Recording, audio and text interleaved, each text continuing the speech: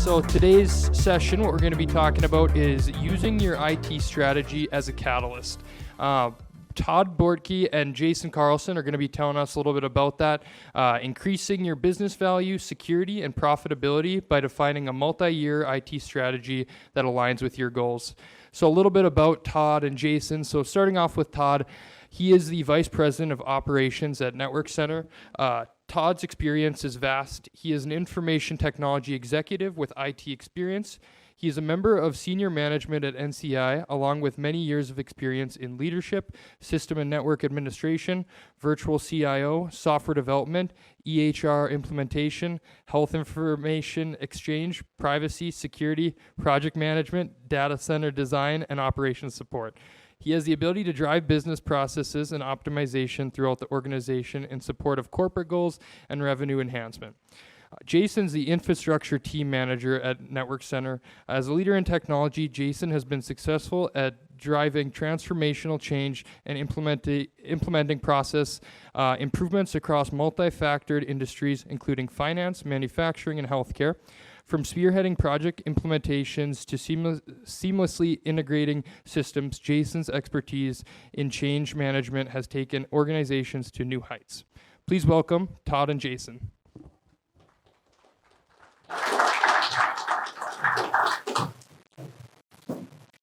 Thanks, Parker.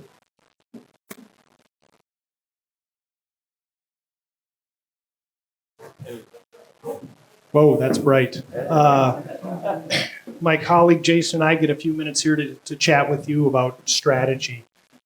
Not elbow deep in the technology, whether it's infrastructure, server, software, app.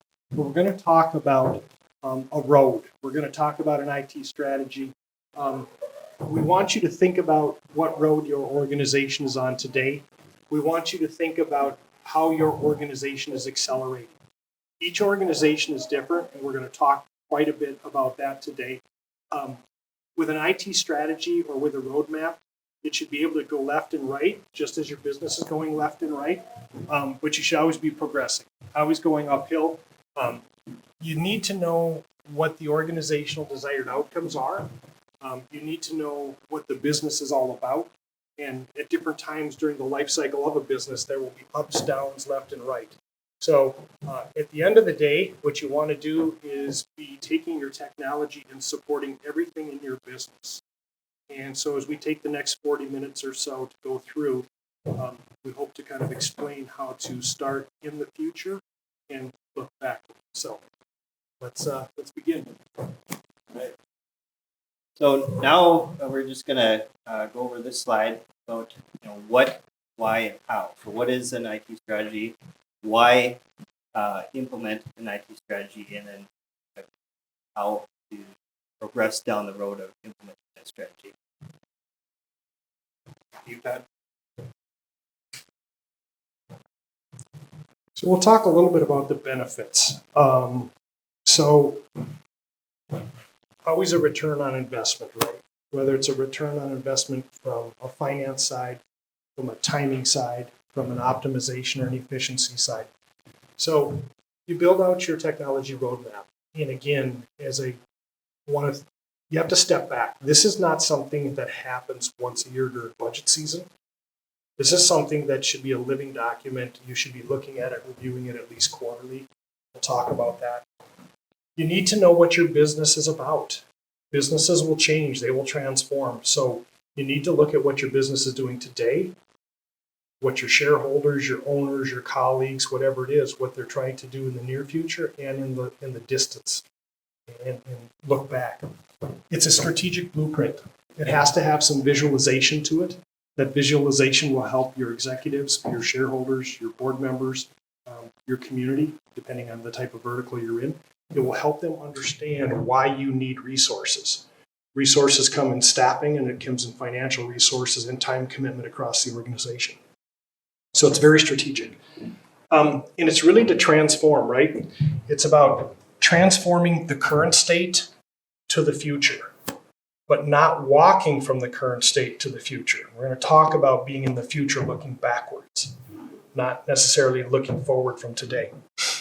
It's going to be tactical at times, And that's the part from the technology, right? It's going to be very technical if you're replacing things, looking at obsolescence, looking at new technologies. Hearing Lauren talk this morning about AI, right? Where's the tactical piece that's going to have within your organization? Again, as I said, you have to align the technology with the business goals. If technology and the business goals are not aligned, it's going to be chaos. You're not going to have smooth operation of efficiency and optimization. And what the IT strategy is not, it's not a checklist of to-dos. There's very tactical to-dos that you have to get done, but the strategy roadmap is not a to-do checklist. All right, now, so we're going to go through why have an IT strategy. So basically, a few key points here to increase the stakeholder support, the business value, as Todd previously discussed, the security posture. We have a breakout session on that that was previous to this one, and then very importantly, profitability for the business. And then we need to identify the potential risks and strategies to mitigate them, gaps by mapping out the current state to the desired future state. Term that we are going to continue to repeat throughout this session. And then just kind of assist in mapping the IT investments and then resource allocation. Yeah, so in the next few slides, we're going to talk about how to create an IT strategy. It's just not IT. So if you're the IT director, the CIO, whatever the title is, you may be the organizational owner, but you and your IT department are not the only components of an IT strategy. As a matter of fact, you're actually probably a smaller part of it than you would actually think. You have to assemble a cross-functional team. You need people from your organization that are end users. You need to have people that are subject matter experts, because as you talk about a strategy, it could be about an application replacement, and you need end users. You need those subject matter experts to help you understand what's right, what's going well, what might not be going well. Again, we've talked about the future business strategy. If you're in an absolute growth mode, that's going to be different than if you're waiting for, let's say, research and design to come back with a new patent or product. It's going to be different where you're at in that life cycle. You have to assess the current state. Not easy for an IT person or IT manager, director to stand in front of the leadership group and say, you know what, we didn't get it done this year, or we didn't get that project done. For whatever reason, sometimes it's hard to admit that you didn't accomplish what you want. But if you're really going to look at your current state, you have to be real truthful with yourself and with the other owners of the business. You have to know what's going on externally. So there's the technology factor of external. Again, when we heard Lauren talk about AI, we hear all sorts of different things with virtualization and all the technologies, how quickly they're changing. But there's also external factors to look at. Is there external competitive factors? Is there external market factors? Is there supply and demand factors that are going to affect your strategy? So again, you have to not only look in-house, but you have to look externally. You have to envision the future state. So people who are strategists are always way out there. I like to say that they popcorn. Every idea pops and they're looking at it. A lot of times technology people are very methodical and hands-on, and it's hard sometimes for an IT person that has grown through their career to really be strategizing.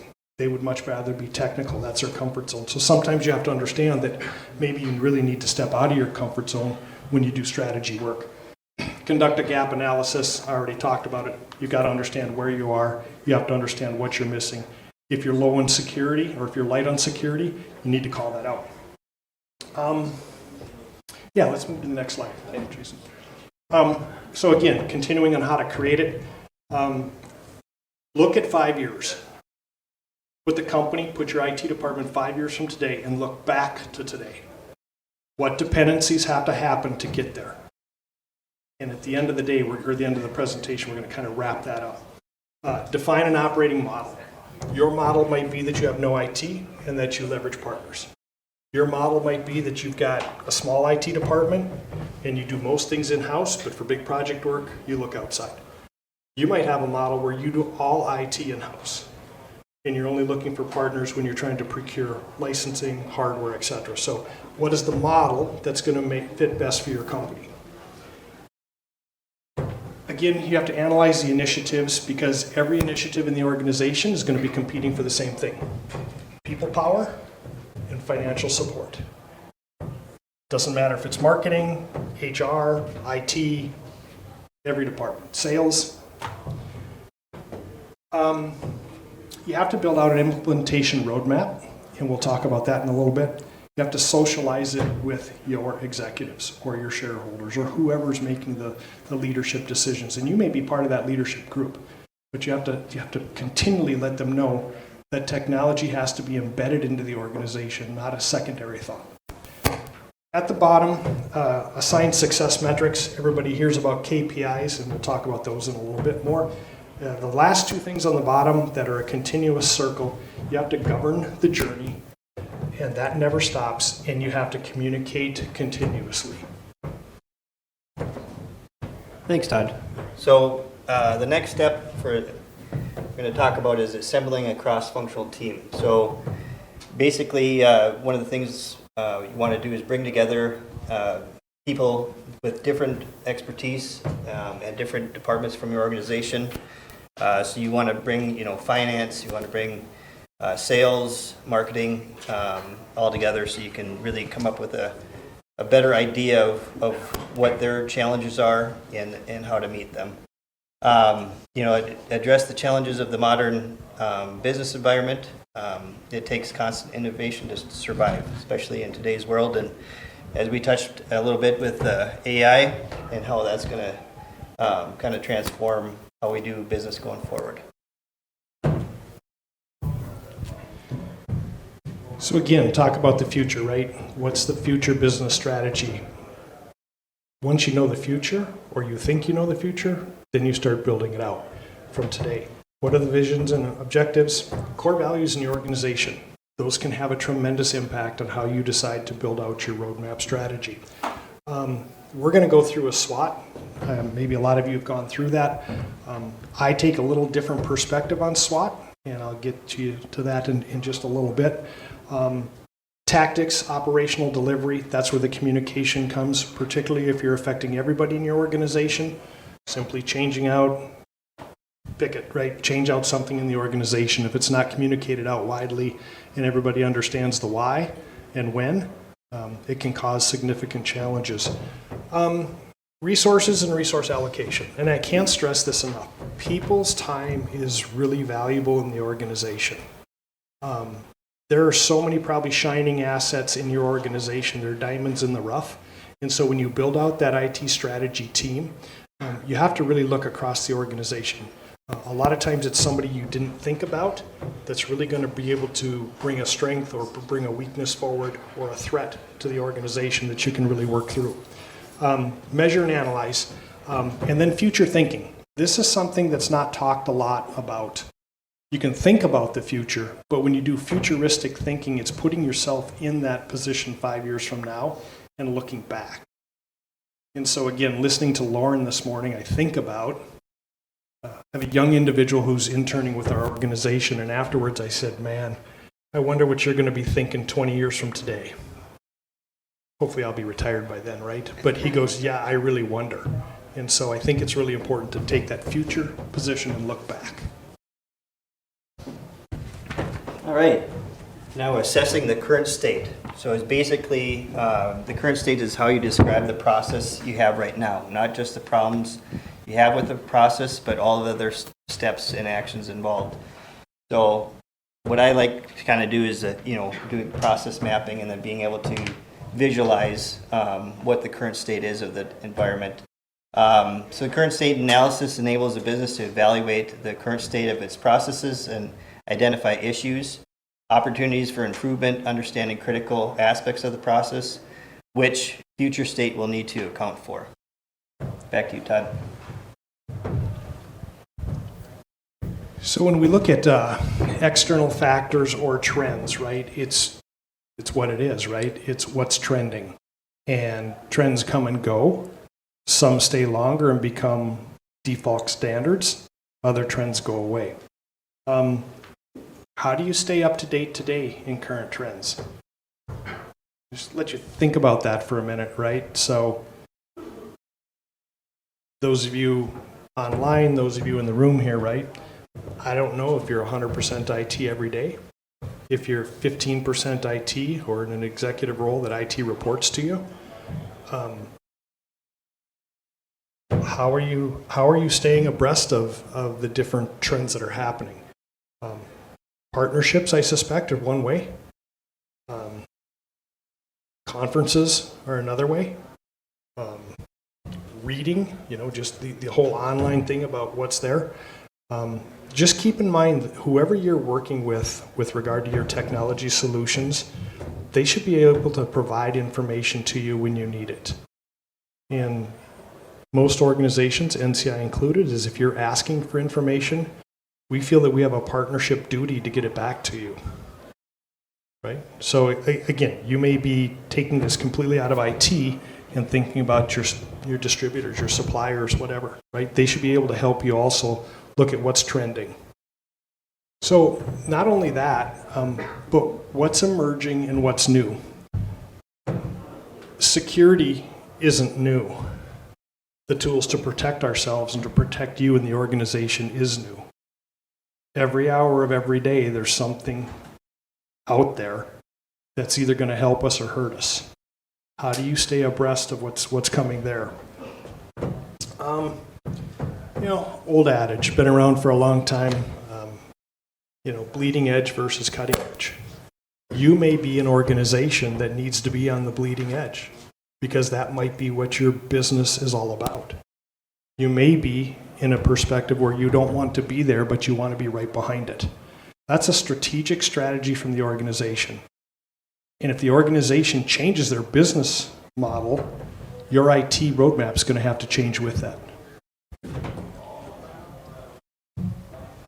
All right.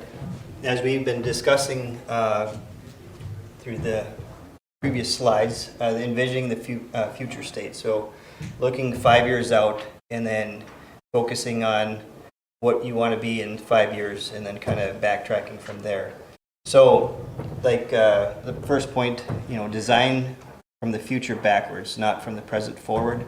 It's a little bit of a mind shift, but once you get your head wrapped around it, it makes a lot of sense to strategize on where you want to be instead of where you currently are. Focus on the possibilities, not the limitations. Foster creativity and innovation, which will lead to breakthroughs.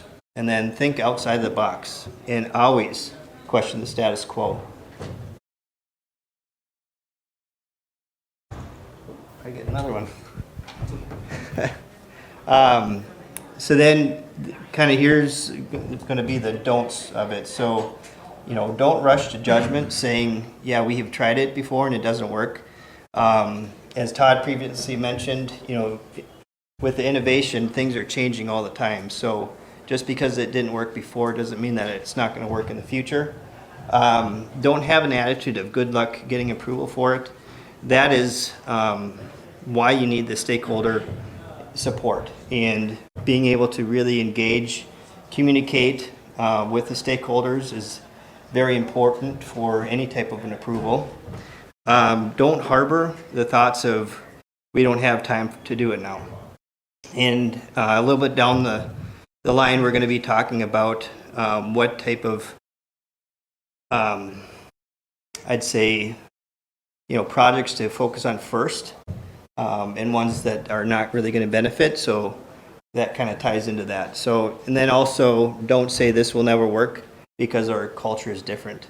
Well, culture can change, and that's kind of the beauty of the business world is you can really kind of have an adaptable culture to different technologies. So, all right, back to you, Todd. Stay on that slide for a minute. Sure. One of the things I want to, Jason said, don't let people tell you can't do it for whatever reason. Just think back to 2020. No, we're not going to have staff remote. Guess what? Nope, we're not going to do this with multi-factor authentication. It's too difficult. Guess what? So it's a valid comment. Somebody might say, we don't have time. That's where it comes into resources and priority. If it's an organizational priority, you should be supporting that. So Jason's going to walk through, I think, like the next 5-6 slides and talk about a SWOT analysis. So go ahead. All right. So if you never seen a SWOT before, it's basically strength, weakness, opportunities, and threats. I'm assuming most of you have. Basically, we're just going to walk through what each of these entail, and then Todd will follow up kind of with a deep dive after that. So basically, the strengths, obviously the things that your company does well. What qualities does your company have that separate you from your competitors? The internal resources, such as skilled, knowledgeable staff, and then the tangible assets, such as IP, the capital, and proprietary technologies. Kind of from there. And weaknesses. Nobody likes to talk about weaknesses, but as discussing with Todd, one of the things is weaknesses can turn into opportunities very quickly. So, what do things, what does your company lack? What does your competitors do better than you, and how can you take that and really start focusing on, being better at a particular task, so you compete at a different level? And then resource limitations. As we all have kind of short staff, and how to kind of navigate when you are short staffed and still being able to push forward with progress. And then unclear, unique selling propositions. And then opportunities. Underserved markets for specific products, few competitors in your area, and then emerging needs for your products or services, and then press media coverage for your company. And then the threats, emerging competitors, changing regulatory environments, negative press and media coverage, and changing customer attitudes toward your company. All right, back to you, Todd. So again, I think the important part here, and we'll move a little quicker, the second part of this, is that sometimes it's really difficult to talk about weaknesses. If you've been a leader for X years in the company saying that we have a weakness in the area, somebody might look at you and go, well, why haven't you fixed it?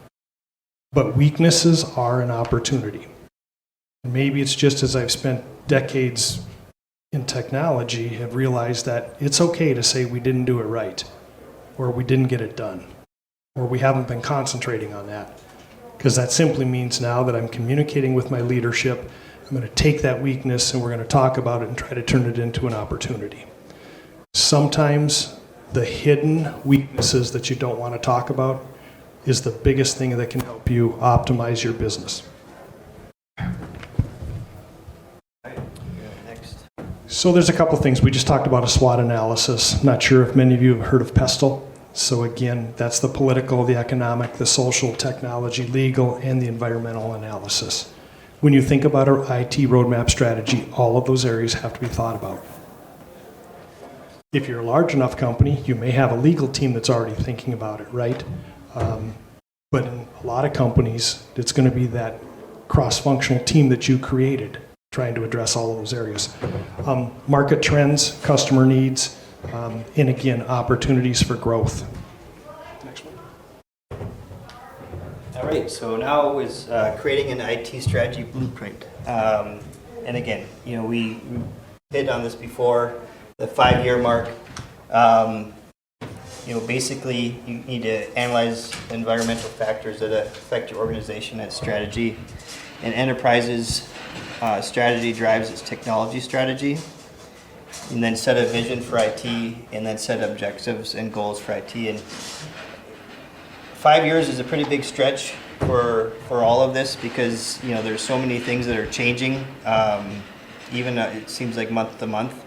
What I like to say is the 5-year mark is going to be kind of the fuzzy goals, but you can have a pretty clear vision even 3 years out, and that's kind of what you need to shoot for.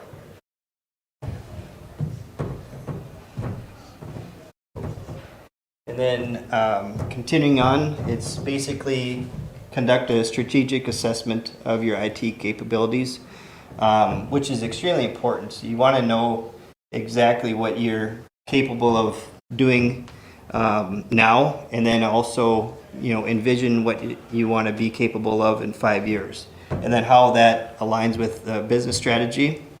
And so you can kind of walk your IT strategy alongside with the business strategy for all optimal growth. Create an implementation plan for the IT strategy. Identify costs associated with implementing initiatives. Track and communicate progress. This kind of goes back to what Todd was saying before.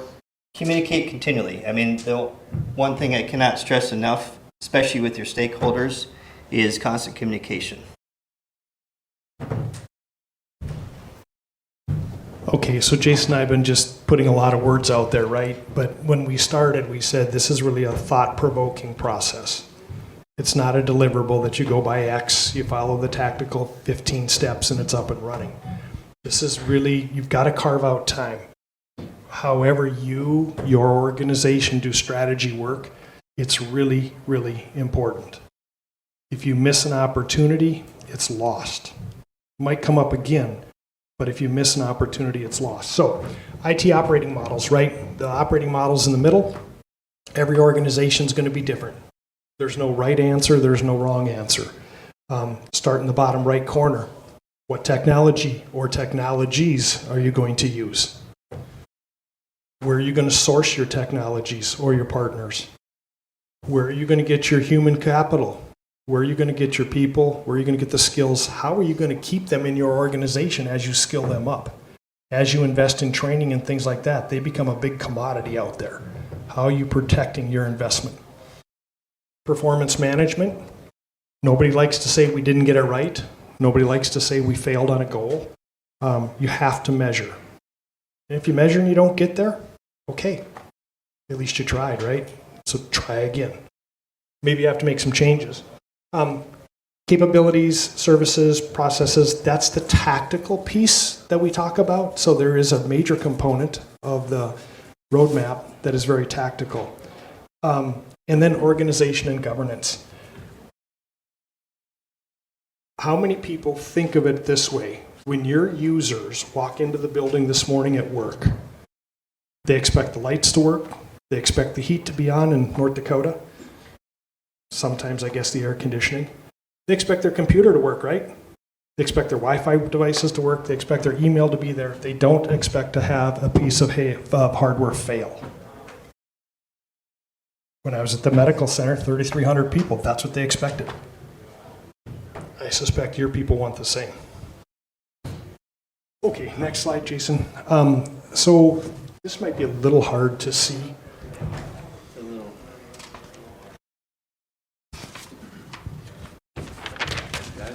Yeah, including for me.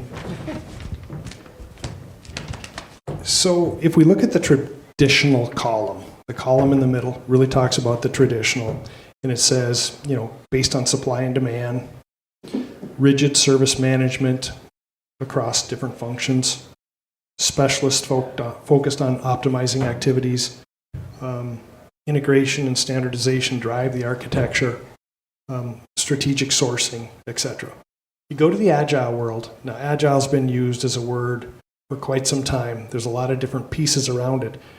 But start thinking from 5 years looking back in this model. Based on our value delivery, how do I integrate IT under the business?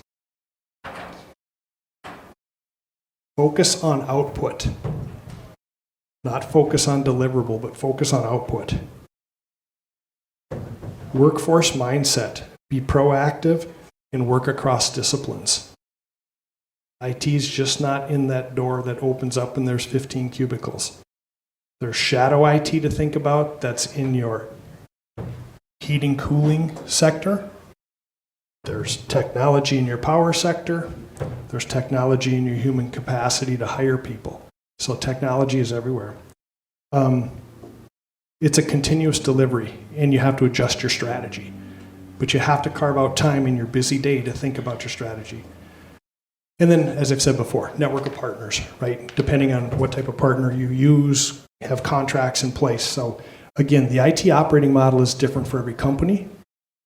Jason nor I nor any of our consultants can sit here and say that's the best for your company. Something that you and your leadership have to work through. Thanks, Todd. So I previously mentioned this before. So this is just kind of a good strategy as far as how to prioritize your projects. And then a lot of this has to do with those cross-functional teams as well and getting the correct buy-in from the stakeholders. So, understanding the value to the business is crucial. And then also the complexity of the project. So there's, this is very high level, so there's a lot of detail in these 2 points that you need to work through. But basically, if the value to the business is high and the complexity is high, it's still priority number 1. And then it goes down to the low-hanging fruit, which is high value to the business, but very low complexity. So you knock those out after that. And then basically when the business value is less, and even though the complexity is less, pick those up when you can. And then, high complexity, low business value, pass over those.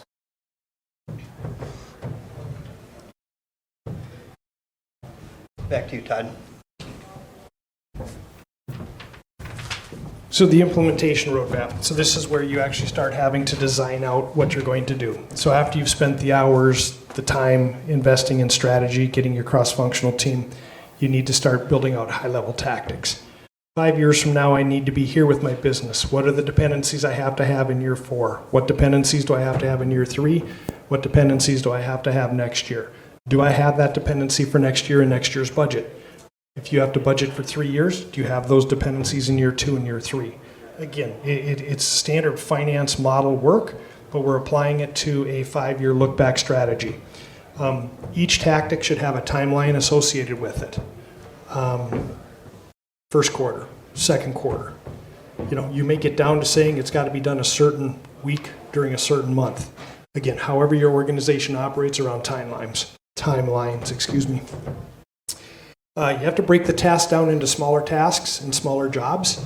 Again, standard project management, but a lot of IT people, if you've been doing it a long time, you're not project managers. Good project manager doesn't have to have a lot of knowledge in what they're managing, but they're very methodical in the process of strategy and tracking. And then assign an owner. Just because you might be assigned the owner doesn't mean that you have to do all the work. As a matter of fact, if you're in a leadership role, you shouldn't. You need to be able to support your team that's there, but you have to make sure there's a clear delineation about who's responsible. All right. So, as we've talked many times before, the stakeholders. So, one of the key things with stakeholders is you need to really find out what motivates them. Every person is going to be different, and what motivates them is going to be different from the stakeholder in finance to the stakeholders in marketing and so on and so forth. So really focus on trying to see what motivates that particular person. Be truthful. So kind of an interesting statement, but when you are communicating, make sure that you are saying what is happening is good, bad, or indifferent, but they need to know exactly what's going on. And don't hide anything, because that's going to impact the outcome of the process. Knowing that that having the proper expectations put on the stakeholders, so they know exactly what they need to do at any particular point in time, very important. And then also just reaffirming the goals and communicating the progress. You cannot over communicate as you go through this. Remain consistent, and then also provide feedback as you start progressing through. All right, back to you, Todd. Yeah, we're going to move quickly here. So around metrics, right? Metrics can be very complex. Metrics can be a very single-digit number. However you want to measure something, start measuring it, build a baseline, remeasure against it. There's no wrong metric. There's no right metric. Well, there might be a right metric, a wrong metric. You just got to start somewhere. Next. All right. Governing. So basically, making sure to set the proper deadlines. Define the goals that you want to, achieve, and make sure that there is no, want to call it like scope creep or so forth. So just really hone in those goals and keep to those goals as you are progressing through things. Then researching trends, like Todd previously mentioned, utilize like NCI or the different conferences and things like that to know what is coming down the pipeline. And then prioritize the initiatives.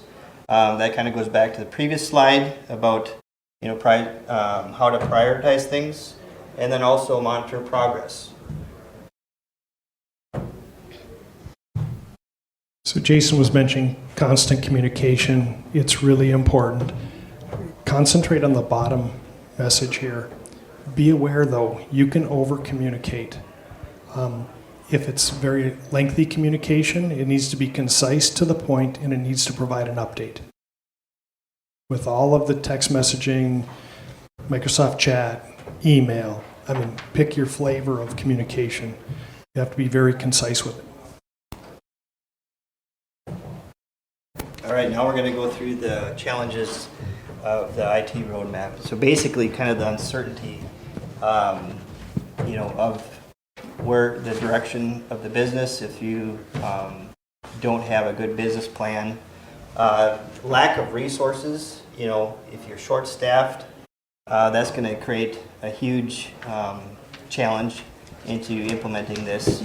Tapping into the current expertise. Maybe there isn't anybody that's experienced in creating anything like this. And then also stakeholder misalignment. If you're not properly communicating, and if they don't have this proper expectations set, that can go sideways pretty quick. Document roadmaps. It's a very detailed process that requires a lot of documentation, and it is a challenge. Identify and prioritize initiatives. It takes a lot of work, and you need to go through the business processes and the business plan to make sure that those are prioritized and identified correctly. And then collaboration between teams. Sometimes it's not easy to communicate between different teams and the nuances that can come up from there. So back to you, Todd. So in front of you, we did a one-page layout for you, just kind of the creation cycle or the development process. Again, we haven't given you a lot of deliverables or exactly how-tos. It's been more of a thought-provoking, hopefully, strategy session. So make sure to take the flyer with you if you'd like. You can spend time and investment in this with your cross-functional team. Don't do it once a year, and don't put it in a drawer. If you do, you lost all the value. You just told your staff that spent time with you building it out, it's not worth looking at it again until next year. You got to make sure that they find value in it. So revisit it, do quarterly check-ins, look to see if you have to change a strategy, because your environment based on SWOT, based on PESTLE, might have a significant change that you have to take that road and go left or go right. As business plans change, I just touched on that. As they change, your strategy has to change. And then you have to really monitor it with a KPI. And sometimes it's really hard to build KPIs for technology. Yep, we installed it. Good KPI done. Did it accomplish what you want? Did you install it the right way? Did you level that layer of security on top of it? So I think I get the next one here, Jason, real quick, kind of to recap, right? IT strategy. What is it? How to do it? You have technology, you have process, you have people. People, so valuable. You have your organization, your stakeholders. You're going to ask for money. You're going to ask for resources. They have to be committed to supporting it. You have to have partners and alliances. Again, wherever those partnerships are coming from, leverage them. KPIs, measure it. Here's the security alert. I did this one last year at Envision. We're now a year forward. If you have a 2012 server out there or older, please design a solution to mitigate that risk.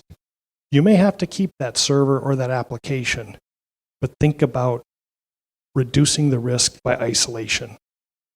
So we have people, you have people probably that can do that. Next one, Jason. So I know we're running between lunch, us and lunch for you guys. Love to take some questions. Again, it's not that we talked about a backup strategy or security strategy or an AI, but we really did talk about technology strategy, and we hope we gave you at least some things to think about. And if you're already doing this, kudos to you. Questions from anybody here?